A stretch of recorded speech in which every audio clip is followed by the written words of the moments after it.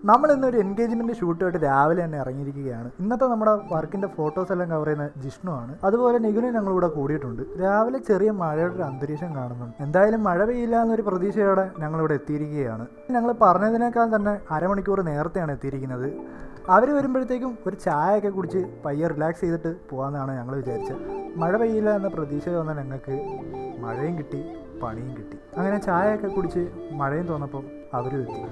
ആദ്യമേ തന്നെ കുറച്ച് കാൻഡിഡ്സ് എടുക്കാനായിട്ട് വെട്ടിക്കാവല ക്ഷേത്രത്തിലാണ് എത്തിയിരിക്കുന്നത്. അവിടുന്ന് ബ്രൈഡിൻ്റെ കുറച്ച് കാൻഡിഡ്സും കാര്യങ്ങളും എടുത്തിട്ട് ഞങ്ങൾ നേരെ ഓഡിറ്റോറിയത്തിലേക്ക് പോയി.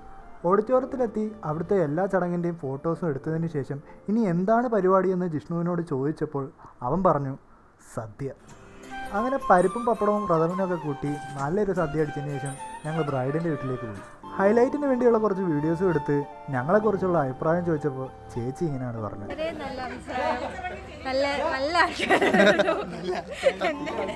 അപ്പോൾ ഞങ്ങളുടെ ഇന്നത്തെ വർക്ക് ഇവിടെ തീരുകയാണ്. ഇനി പുതിയ വർക്കുകളുമായിട്ട് കാണുന്നത് വരെ സ്റ്റേ ട്യൂൺ.